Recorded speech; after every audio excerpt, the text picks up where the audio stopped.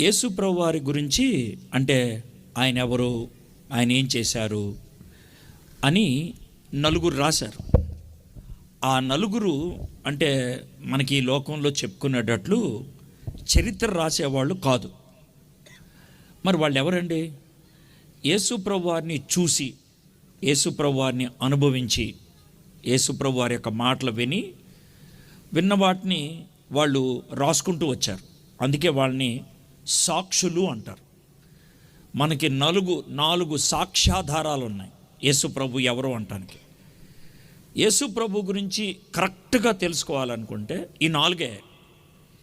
మిగిలిన వీటి యొక్క వివరణ మాత్రమే, వీటిని అర్థం చేసుకోవడానికి సహాయపడే మాత్రమే. కానీ పునాది మాత్రం ఈ నాలుగే. ఈ నాలుగు నుంచే మనం నేర్చుకుంటాం. మత్తయి, మార్కు, లూకా, యోహాన్. మత్తయి, మార్కు, లూకా వీళ్ళు ముగ్గురు కూడా యేసు ప్రభు వారి జీవితాన్ని ఉన్నట్లుగా రాసుకుంటూ వచ్చారు. ఏం జరిగింది ఏంటి అనేది. యేసు ప్రభు వారు చనిపోయి తిరిగి లేచిన 40 సంవత్సరాల లోపల వీళ్ళు ముగ్గురు రాశారు. కాబట్టి వీళ్ళు రాసేటప్పటికి యేసు ప్రభుని మిగిలిన వాళ్ళు చూసిన వాళ్ళే ఎక్కువ శాతం. కాబట్టి వాళ్ళకి అర్థమయ్యేటట్లు రాసుకుంటూ వచ్చారు. అయితే నేను ఈరోజు యోహాను సువార్త నుంచి మాట్లాడాలనుకుంటున్నాను. యోహాను గారు చాలా ఆలస్యంగా రాశారు. దగ్గర 60 ఏళ్ళ తర్వాత రాశాడు. యేసు ప్రభు చనిపోయి తిరిగి లేచిన 60 ఏళ్ల తర్వాత రాసుకుంటూ వచ్చాడు. ఆయన సువార్త రాసేటప్పటికి యేసు ప్రభు వారిని చూసిన వాళ్ళు చాలామంది చచ్చిపోయారు. కొత్తోళ్ళు వచ్చేసారు. కొత్తోళ్ళు వస్తే కొత్త ప్రశ్నలు వస్తాయి. ఏమండి, యేసు ప్రభు అసలు ఎవరు? అసలు ఆయన మనిషేనా? ఆయన నిజంగా ఈ లోకంలో పుట్టాడా? ఆయన గురించి ఏవో చెప్పుకుంటున్నారు, ఆయన నిజమేనంటారా? మరి ఆయన దేవుడు అంటున్నారు కొంతమంది, నిజమేనంటారా? ఇలాంటి ప్రశ్నలు చాలా ఉత్పన్నమయ్యాయి. వీటికి జవాబు ఇవ్వాలన్నదే యోహాను గారి యొక్క కోరిక. ఆయన ఏం చేశాడు? యోహాను గారు యేసు ప్రభు వారి యొక్క చరిత్ర రాయదలుచుకోవాలి. ఇప్పటికే చాలామంది రాశారు, నేను రాయను.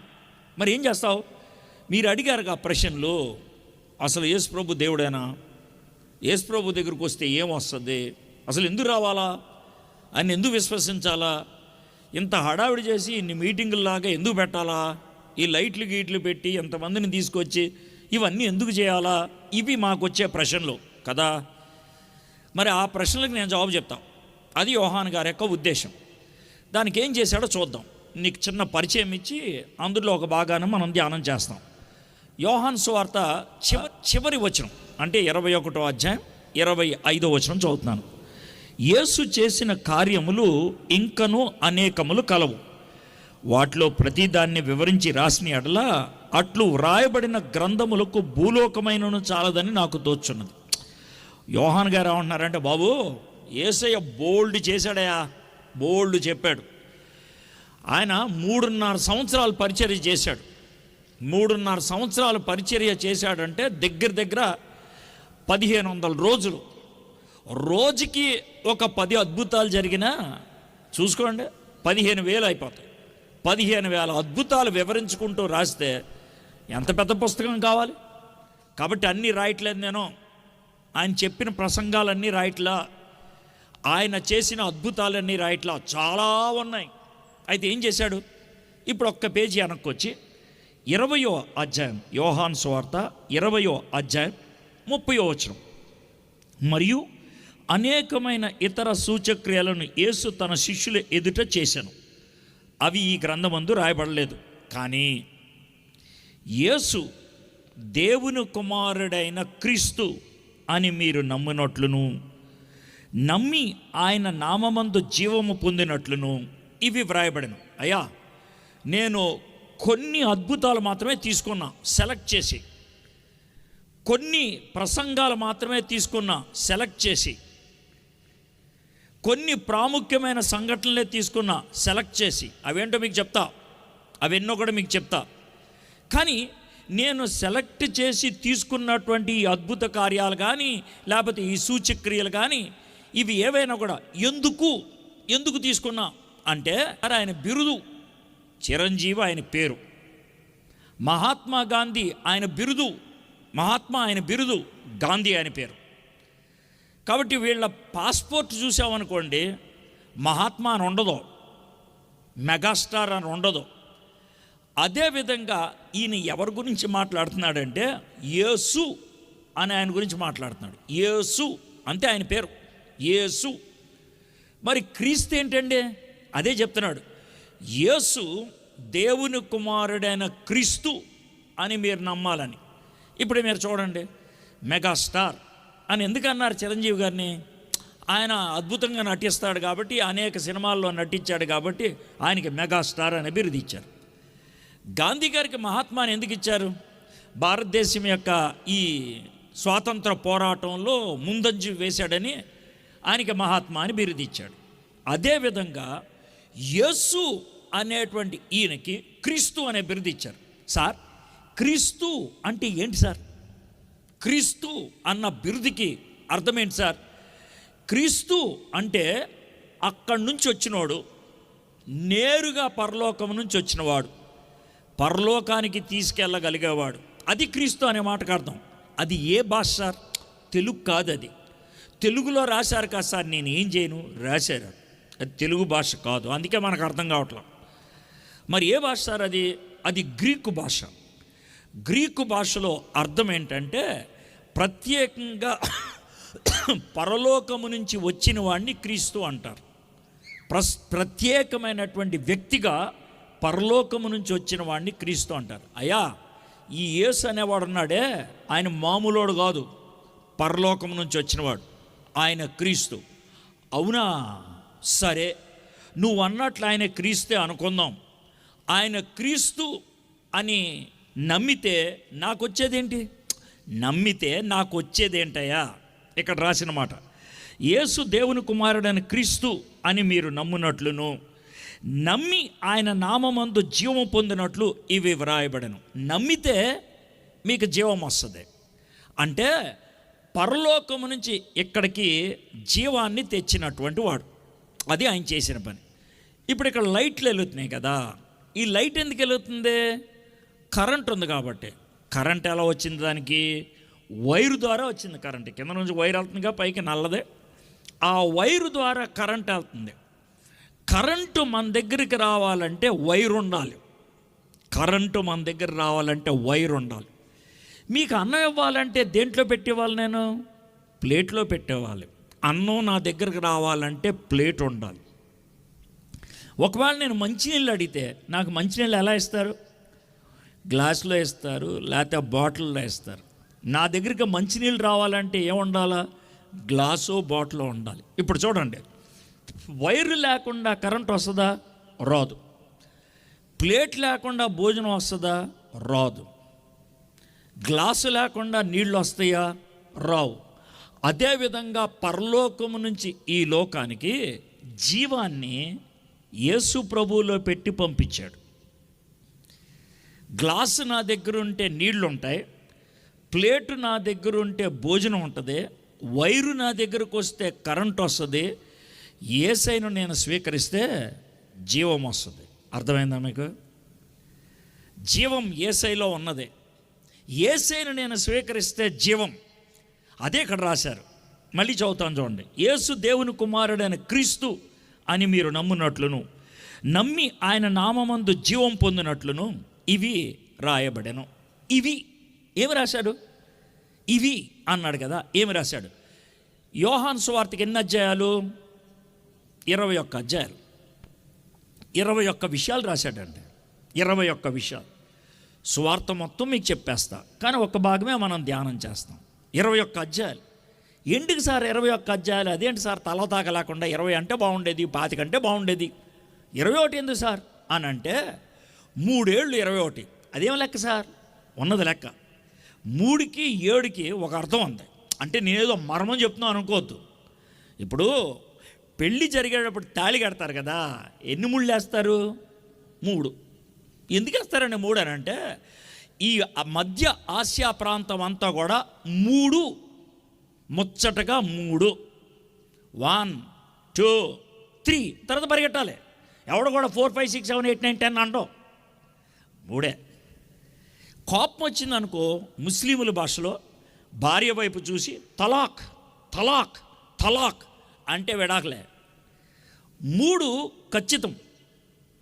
అది ఆసియా ప్రాంతం వాళ్ళకు ఉన్నటువంటి 3కున్న ప్రాధాన్యత. అది మొత్తం అందరికీ ఉన్నది. అదేదో నేను మొదలు పెట్టలా, లేదా బైబిల్లో వచ్చింది కాదు, ప్రపంచం అంతా ఉంది. పరిశుద్ధుడు పరిశుద్ధుడు పరిశుద్ధుడు ఎందుకని 3 సార్లు అన్నారు?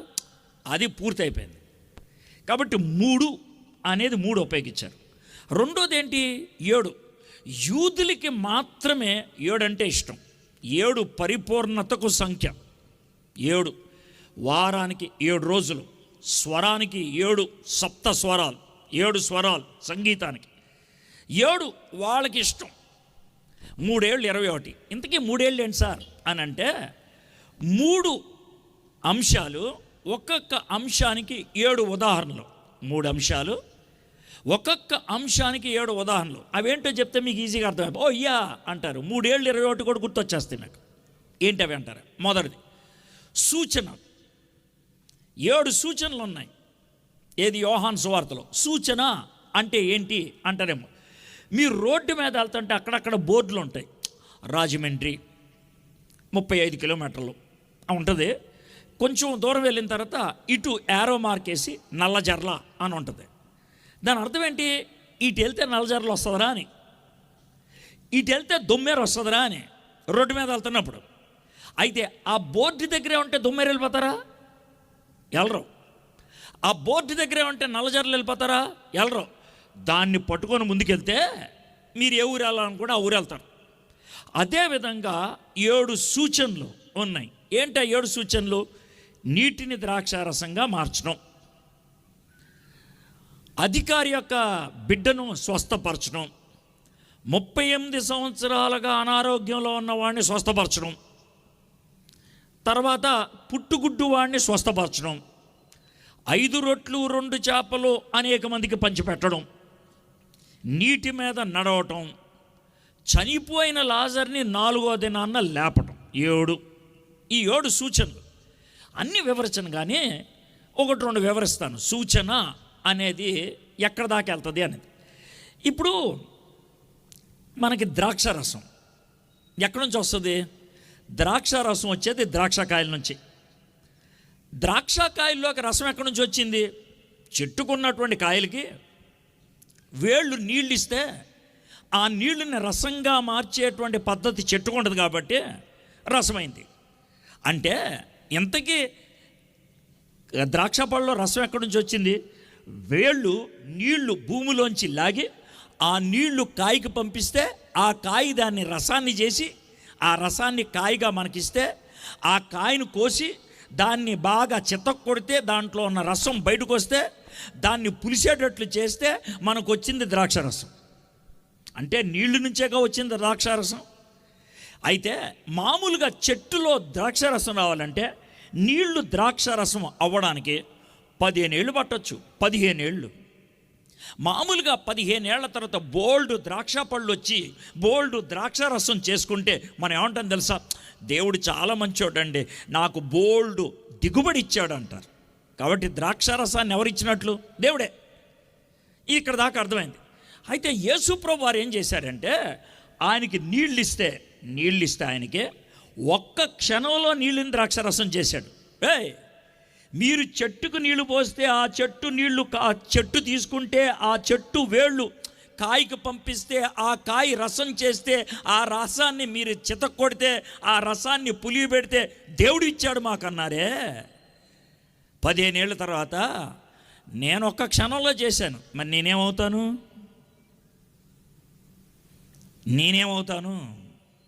ఇది సూచన. అంటే కొంచెం ముందుకెళ్ళి ఆలోచించాలి. మీకు అర్థమయ్యే భాషలో చెప్పా. రెండోది ఉదాహరణ చెప్తాను. ఇప్పుడు మనం గోధుమ విత్తనం వేసాం, ఏం చెట్టు వస్తుంది? గోధుమ చెట్టు. వరి విత్తనం వేసాం, ఏమొస్తుంది? వరి మొక్క. ఈ వరి మొక్క నాటామనుకోండి, ఓ మొక్క వస్తుంది. దానికి ఏమొస్తుంది? ఒక కంకి వస్తుంది పైన. ఆ కంకిలో దగ్గర 1/2 కిలో వరి గింజలు ఉంటాయి, లేకపోతే గోధుమ గింజలు ఉంటాయి. మీరు అలా కాకుండా ఒక వరి గింజ వేస్తే ఒక కంకి వచ్చి దానికి ఒకటే వరిగింజ వచ్చింది అనుకోండి, మనం చపాతీలు చేసుకోగలమా? బియ్యం అన్నం వండుకోగలమా? దేవుడు చేసే పని ఏంటంటే విత్తనాలు వేస్తే, ఒక్క విత్తనం వేస్తే బోల్డ్ విత్తనాలు వచ్చేటట్లు చేయటం, అది దేవుడు చేసే పని. దాన్నే దిగుబడి అంటాం. అయితే ఇక్కడికి ఈయన ఏం చేశారు? ఈయనకో రొట్టె ఇచ్చారు. ఈ రొట్టెని ఇలా పట్టుకొని ప్రార్థన చేసి ఇరిచి అందరికీ పంచి పెడితే తన చేతిలో రొట్లు అలా అలా అలా అలా పెరిగిపోయాయి. ఒక విత్తనాన్ని అనేక విత్తనాలుగా చేసేది దేవుడైతే, ఒక రొట్టెను అనేక రొట్లుగా చేశాను నేను. మరి నన్నేమంటారు? ఇవి 7 సూచనలు అండి. 7 సూచనలు. మొదటిది. రెండోది ఏంటి అని అంటే, ప్రతి సూచన తర్వాత యేసుప్రభు వారు ఆ సూచనకు తగినట్లుగా ఒక మన భాషలో చెప్పాలంటే ఒక పంచ్ డైలాగ్ వేశాడు. మన భాషలో ఒక పంచ్ డైలాగ్. ఆ పంచ్ డైలాగ్ అలాంటిది కాదు. ఆ పంచ్ డైలాగ్ ప్రజలకి దిమ్మ దిగేటట్లు మాట్లాడాడు. అరే ఇదేంట్రా ఎట్లా మాట్లాడుతున్నాడు అని అన్నాడు. అంటే ఎలాంటి పంచ్ డైలాగ్ వేశాడంటే, ఏయ్ మీరు నీళ్లు తాగితే మళ్ళీ దాహం చెప్పాలేటే? హలో, అలా కాదు. నేనిచ్చే నీళ్లు తాగితే ఇంకెప్పటికీ దాహం ఏదా? అవునా? నేనిచ్చేది జీవజలం. మీరు రొట్టె తింటే మళ్ళీ ఆకలేదు, మా తెలుసు. కానీ నేనిచ్చే రొట్టె తింటే మళ్ళీ ఆకలేదు. మీ అందరికీ తెలుసు చస్తే మీరు బాధ పెడతారని, కానీ నేను చచ్చిపోయిన వాడిని లేపగలను, పునరుద్ధానము నేనే. ఎవడు మాట్లాడండి ఈ డైలాగ్లో? 7 సార్లు ఆ విధంగా పంచ్ మాటలు అన్నాడు. 7 సార్లు. దాంట్లో 7 సార్లు కూడా నేనే నేనే నేనే ఐ యామ్ అని అన్నాడు. కాబట్టి 7 సూచనలు, 7 సవాళ్ళు. ఇక మూడోది, ఈ యోహాను సువార్త మొత్తంలో 7గురితో అంటే వ్యక్తిగతంగా 7గురితో సంభాషించాడు. ఆయన నికోదేముతో సంభాషించాడు, సమరయ స్త్రీతో సంభాషించాడు, పేతురుతో సంభాషించాడు, తోమాతో సంభాషించాడు. 7గురితో వ్యక్తిగతంగా మాట్లాడాడు. ప్రతి సంభాషణ చివర ఈయన ఖతర్నాకరా అని అనగలిగారు. ఇప్పుడు చూడండి 21 ఏంటి చెప్తాను. 7 సూచనలు, 7 సవాళ్ళు, 7 సంభాషణలు, 21 విషయాలు. అది యోహాను సువార్త. అయిపోయింది మొత్తం. రోజుకి ఒక విషయాన్ని మీరు చదువుకుంటూ వెళ్తే 21 రోజుల్లో యోహాను సువార్తని పూర్తిగా అర్థం చేసుకోగలుగుతారు. రోజుకొక్కటి, ఒక సూచన లేదా ఒక సంభాషణ లేదా ఒక సవాలుకి సంబంధించినటువంటి విషయం రోజుకొకటి చదివితే ఈ 21 అధ్యాయాల్లో 21 విషయాల్లో ఒకే ఒక్క విషయం నేర్చుకుంటాం. యేసు దేవుని కుమారుడు అనే క్రీస్తుని నమ్మితే ఆ నమ్మిన వాళ్ళకి నిత్య జీవం ఉంటుంది అన్నదాన్ని మీరు గ్రహిస్తారు. ఇదండి విషయం. అయితే ఈరోజు నేనేం చేస్తానంటే యోహాను సువార్త 5వ అధ్యాయం. యోహాను సువార్త 5వ అధ్యాయం. యోహాను సువార్త 5వ అధ్యాయంలో ఉన్నటువంటి ఒక్క సన్నివేశాన్ని మీకు ఈరోజు ధ్యానం చేయాలనుకుంటున్నాను. అయితే మీకు అదేంటో ఒకటి చెప్తాను. 1 నుంచి మనం 16వ వచనం దాకా చదువుతాం 5వ అధ్యాయం. మీకు అక్కడ ఉన్నదేంటో కూడా చెప్పేస్తాను. అంటే ఇక్కడ మర్మాలు అలాంటివి ఏమి లేవు. ఉన్నదాన్ని మనం అర్థం చేసుకుంటే చాలు. ఆ ఉన్నదాన్ని అర్థం చేసుకొని ఇంకా లోనకి ఏమి వెళ్తాం? పైన ఉన్నదాన్ని అర్థం కావట్లేదు, ఇంకేం తవ్వేదే ఉంటుంది. కాబట్టి మనం పైన అర్థం చేసుకుందాం చాలు, అంతకంటే మనకి ఎగస్ట్రాలు అక్కర్లా. ఓకే, సరే. విషయం ఏంటి చెప్తాను. ఏంటనంటే బెతస్దా అనేటువంటి ఒక కోనేరు ఉంది. ఆ కోనేరు దగ్గర చాలామంది రోగులు ఉన్నారు. అయితే యేసు ప్రభు వారు అక్కడికి వచ్చారు. వస్తే ఒక ఆయన ఉన్నాడు, సీనియర్ మోస్ట్ రోగి, 38 సంవత్సరాలుగా ఆయన రోగస్తుడే ఉన్నాడు అక్కడ. యేసు ప్రభు ఆయన దగ్గరికి వచ్చి, బాబు నీకు స్వస్థత పొందాలందా, అందుకే ఇక్కడ కూర్చుంది 38 ఏళ్ళగా అని అంటే, సర్లే పడకెత్తుకున్నాడు అన్నాడు. ఆయన వెళ్ళిపోయాడు పడకెత్తుకొని. ఇంతగా జరిగిందేమో సబ్బాత్ దినాన్న పనులు చేయకూడదు. ఈయన పనులు చేసుకుంటూ వెళ్ళిపోయాడు పడకెత్తుకొని. యోధా మత నాయకులకి, రే ఎవడరా నువ్వు మంచం ఎత్తుకొని వెళ్తున్నావు అక్కడే అంటే, సార్ ఆయన ఎత్తుకొని వెళ్ళమన్నారు. ఎవడాడా? సరే తెలియదు సార్ ఎవడో మొత్తానికి. ఆయన మంచం ఎత్తుకొని వెళ్ళిపోమన్నాడు, వెళ్ళిపోతున్నాను సార్. ఆయన మంచం ఎత్తుకోమని ఎందుకు చెప్పాడు రా? అట్లా కాదు సార్, నేను కుంటోను సార్, 38 ఏళ్ళుగా నాకు ఒంట్లో బాగాలేదు. ఆయన ఏమో లెగమంటే లేచాను సార్. అయితే బాగానే ఉంది, కానీ ఈరోజు సబ్బాత్ కదా ఎందుకు ఎత్తావు? తెలియదు సార్, నడవమని నడిచాను. ఇది విషయం. కొన్ని రోజుల తర్వాత ఏసే వచ్చాడు, మళ్ళీ వచ్చి ఆ కుర్రోడిని పిలిచాడు. రేయ్, కుర్రోడు కాదులే పెద్దోడు, అదే పిలిచి, బాబు స్వస్థపరిచింది నేనే. అవునా? ఆహా, జాగ్రత్త, ఇదివరకు చేసిన పాపాలు చేయకు, పోతావు మొత్తానికి అని అన్నాడు. అని అంటే వీడు నన్ను ఇలా అంటాడా అనేసి ఈయన ఏం చేశాడంటే, సార్ ఏంట్రా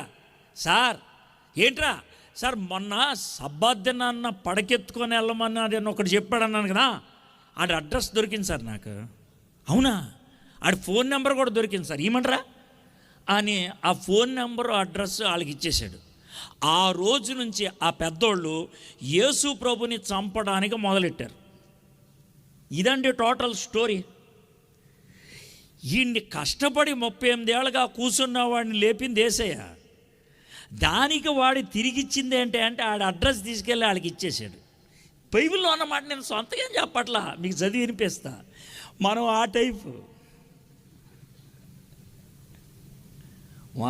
టైపు ఈ స్టోరీలో ఉన్నామే ఆ క్యారెక్టర్ టైప్ మనం. అయితే నేను మొత్తం చెప్పేసి ఆ స్టోరీ ఇప్పుడు డీటెయిల్స్గా చదువుకుంటూ వెళ్దాం. మనం ఎక్కడెక్కడ ఫిట్ అవుతామో చూద్దాం. ఓకే, ఇప్పుడు వరుసగా 16 వచనాలు చదువుతాం. ప్రతి వచనంలోంచి పాఠం నేర్చుకుంటాం. పేజీలు తిప్పేది ఏమీ లేదు, అర్థమైందా? మర్మాలు ఏమీ లేవు, లోనకి వెళ్ళేది ఏమీ లేదు. పైపైన చదువుకుంటాం, మనకి ఎలాగ అర్థం అవుద్దో అది చూసుకుందాం. ఇది విషయం. బైబిల్ చదవటం చాలా సులభం అండి. ప్రసంగికులే అనవసరంగా దాన్ని కఠినతరం చేస్తారు, అర్థమైందా? సులభం, అనవసరంగా దాన్ని తవ్వుతా, అది నాకు దేవుడు మర్మం చెప్పాడు అది ఇది అంటారు. ఆ నరం పేకాలి అదో అది. ఏమంటే బైబిల్ దేవుడు తిన్నగా మనతో మాడితే ఏమంటే అది విషయం. సరే చూద్దాం. అటు తర్వాత యూదుల పండగ ఒకటి వచ్చెను గనుక యేసు యెరూషలేమునకు వెళ్ళాను. ఇప్పుడు ఇక్కడ కొంతమంది చేసేటువంటి పని ఏంటో మీకు చెప్తా. ఇక్కడ ఏమని రాస్తుంది? అటు తర్వాత యూదుల పండగ ఒకటి వచ్చింది. అది ఏదో మనకు తెలియదు, బైబిల్లో రాయలా. బైబిల్లో పండగ ఏదో రాయినప్పుడు ఆ పండగ ఏదో నేను తెలుసుకోవాలనుకుంటే అన్నేమనాలా. పైగా ప్రసంగం చేస్తూ రాత్రి నాకు దేవుడు బయలుపరిచాడు, ఆ పండుగ ఏంటో మీకు చెప్తా అంటాడు. అది ఏ పండగ అయితే నాకెందుకు ఇలాగే ఒకసారి బలవంతంగా స్టేజ్ మీద కూర్చోబెట్టారు నన్ను. నేను ఎప్పుడు ఎక్కను స్టేజ్, కింద కూర్చుంటా. ఎందుకు కూర్చుంటా? కింద కూర్చుంటే కాళ్ళు చాపుకోవచ్చు, హాయిగా ఉండొచ్చు. ఇక్కడ కూర్చున్నావు అనుకో, జైల్లో కూర్చున్నట్లు ఉంటుంది. నిజం, గోక్కోలేము, ఏం చేయలేం. నిజం, జైలుకి స్టేజ్కి పెద్ద తేడా ఉండదు నాకు. అదో కొంతమంది వాడు కూర్చొని ఫీల్ అవుతూ ఉంటారు. దీంట్లో నాకు అర్థం కాదు. ఆ కింద కూర్చుంటే బాగుంటుంది, హాయిగా కాళ్ళు చాపుకొని కూర్చోవచ్చు. ఆ రోజు లేదు సార్ అంటే కూర్చోబెడితే కూర్చున్నా. ఆయన ఎవరో ప్రసంగం చేస్తున్నారండి.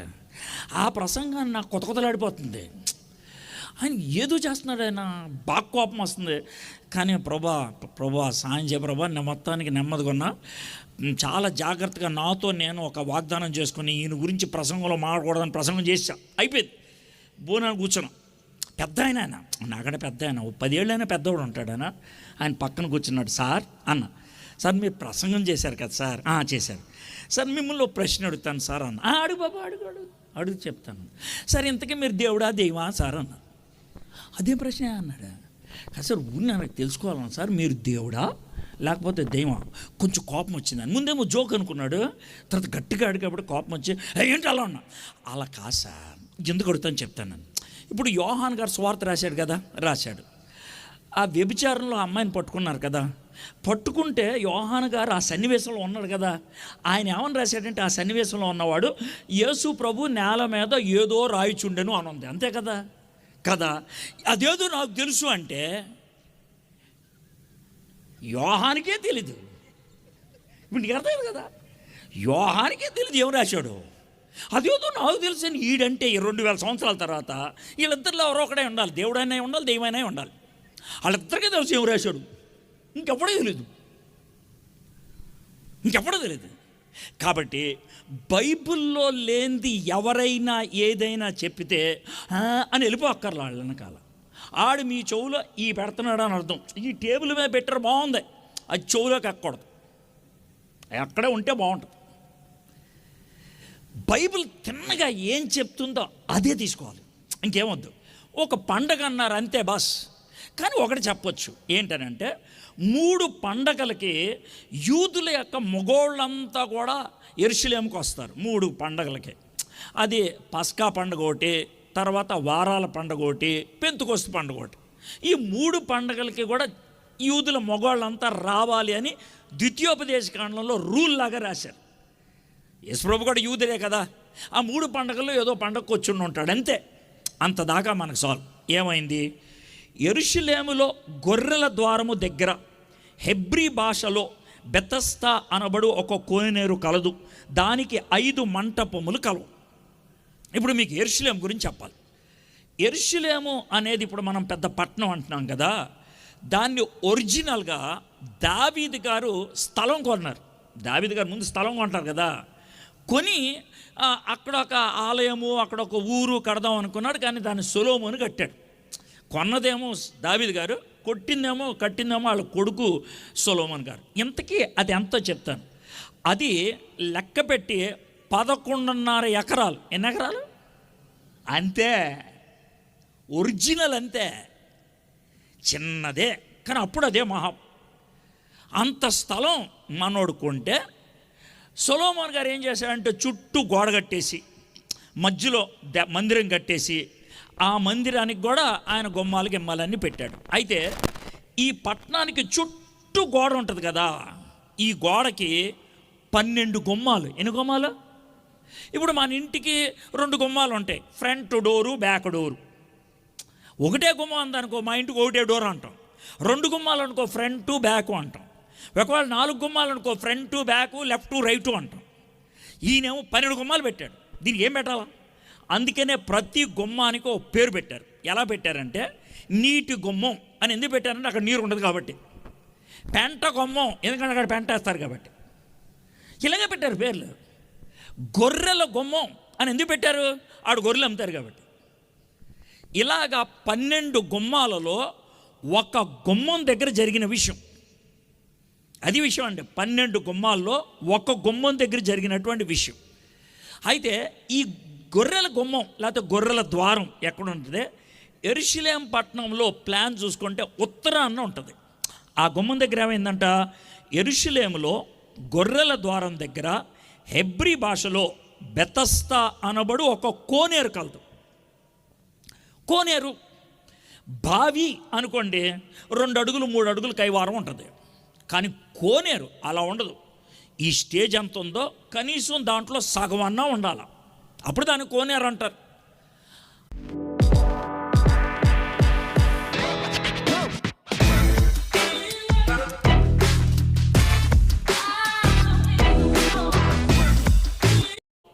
ఈ స్టేజ్ ఎంత ఉందో కనీసం దాంట్లో సగం అన్నా ఉండాలి, అప్పుడు దాన్ని కోనేరు అంటారు. ఆ కోనేరు ఉండాలి, ఇది విషయం. ఆ కోనేరు పేరు బెతస్తా అంట. అక్కడ జరిగింది. అయితే విషయం ఏంటంటే ఆ కోనేరుకి చుట్టూ 5 మంటపాలు ఉన్నాయి. మంటపం అంటే ఏంటో మీకు చెప్తాను. ఇప్పుడు మనకి కొత్త రోడ్డు వేశారు. ఏది? కొవ్వూరు నుంచి బెవడోల మీదుగా ఏలూరుకి ఖతర్నాక్ స్పీడ్ రోడ్డు. ఆ రోడ్డు మీద వెళ్తూ ఉంటే అక్కడక్కడ మీకు రోడ్డు పక్కన ఇలాగ బస్ షెల్టర్ ఒకటి ఉంటుంది, చూసారా మీరు? అది మంటపం. అంటే 3 ఏపులు కవర్ అయిపోయి, 3 ఏపులు ఇటు ఇటు ఇటు పైన కవర్ అయిపోయి అక్కడ కూర్చోడానికి ఉంటే దాన్ని మంటపం అంటారు. అలాంటి మంటపాలు 5 ఉన్నాయి అంటారు. అది అక్కడ ఉన్నటువంటి విషయం. ఇది వివరణ. ఓకే, తర్వాత ఏం జరిగింది చూద్దాం. 3వ వచనం. ఆయా సమయాలకు దేవదూత కోనేటిలో దిగి నీళ్లు కదిలించుట కలదు. నీరు కదిలింపబడిన పిమ్మట మొదట ఎవడు దిగునో వాడు ఎట్టి వ్యాధి గలవాడైనను బాగుపడును గనక ఆ మంటపములలో రోగులు, గ్రుడ్డివారు, కుంటివారు, ఓచ కాలు చేతులు గలవారు గుంపులుగా పడి ఉండేది. అక్కడ వాళ్ళకు ఒక నమ్మకం ఉంది, ఇది బైబిల్ బోధించే సిద్ధాంతం కాదు. సరే మరి బైబిల్లో ఉంది కదా, బైబిల్లో ఉంది అంటే ఏంటో చెప్తాను మీకు.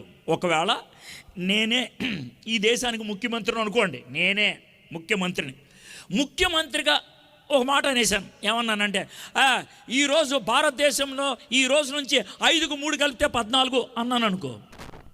నేను అన్నాను అనుకో 5కు 3 కలిపితే 14 అని. న్యూస్ పేపర్లో పెద్ద అక్షరాలతో రాస్తారు లేదా? మరీ పెద్ద అక్షరాలతో రాస్తారు. 5కు 3 కలిపితే 8 అంటే ఎవడు రాయడు. 5కు 3 కలిపితే 14 అంటే మన ముఖ్యమంత్రి గారు చెప్పారు 5కు 3 కలిపితే 14 అంట అన్నారు, అంతే రాసేశారు. అది వాస్తవమా కాదా, అది కరెక్టా కాదా తర్వాత విషయం. అప్పట్లో వాళ్ళకున్న విశ్వాసం ఇది. ఏంటి ఆ విశ్వాసం అంటే, అప్పుడప్పుడు ఒక దేవదూత వస్తాడు, నీళ్లు కలుపుతాడు, నీళ్లు కదపంగానే ఎవడైతే దూకుతాడో వాడికి స్వస్థత వస్తుంది. అది వాళ్ళకున్న నమ్మకం. సార్ ఇది అసలు ఎలా నమ్మాలి సార్, ఇది ఎలా నమ్మాలి, ఇది ఎలా సాధ్యం, ఇది ఏంటి ఇనే దాంట్లోకి వెళ్ళకముందే ఇంకొక విషయాన్ని చెప్పాలి నేను. ఏంటనంటే ఇది చాలా జాగ్రత్తగా వినండి. 1972, ఇప్పుడు ఎంత ఇదే 2026, అర్థమైందా? 1972 అంటే ఒక 50 సంవత్సరాల క్రితం వరకు. జాగ్రత్త వినండి, మీరు షాక్ తింటారు. బెతస్దా కోనేరు ఎక్కడుందో ఎవడికి తెలియదు. బెతస్దా కోనేరు ఎక్కడుందో ఎవడికి తెలియదు. చాలామంది ఏమన్నారు తెలుసా, మీ బైబిల్ కరెక్ట్ అయితే బెతస్దా కోనేరు చూపి. యెరూషలేము ఉన్నది 11.5 ఎకరాలు, దాంట్లో గొర్రెల ద్వారం ఇది. అక్కడ చెప్పారు కోనేరు ఉందని. ఎక్కడుంది కోనేరు చెప్పు. అదేమన్నా గడ్లో ఎతకాల్సిన సూదే, కనబడట్లేదేంటి, ఏదే కోనేరు ఏదే అని బెదిరించారు ప్రజలు. చాలామంది ఏమన్నారంటే బైబిల్ తప్పు అనేశారు, బైబిల్ బోటకం అని కూడా అనేశారు. అయితే 1888లో మొట్టమొదటిసారిగా 1888లో స్విట్జర్లాండ్ దేశానికి చెందినటువంటి ఒక సువార్థికుడు, దేవుని వాక్యాన్ని బోధించేటువంటి ఒక సువార్థికుడు, ఆయన ఇది నిజంగా దేవుని వాక్యం కదా, ఇది ఎక్కడుందో ఎతకాలి అని వచ్చాడు. ఆయన ఎట్లా ఆలోచించడం మొదలుపెట్టాడంటే, ఇది గొర్రెల ద్వారం, ఇక్కడే అక్కడ కోనేరు ఉండాలి. సుమారు 1700 సంవత్సరాల క్రితం నుంచి కనబడతాం మానేసింది. ఎందుకు కనబడట్లేదో మనకు తెలీదు. ఒకవేళ మట్టి కప్పడిపోయిందేమో, కాబట్టి చాలా లోతు వెళ్ళిపోయి ఉంటుంది.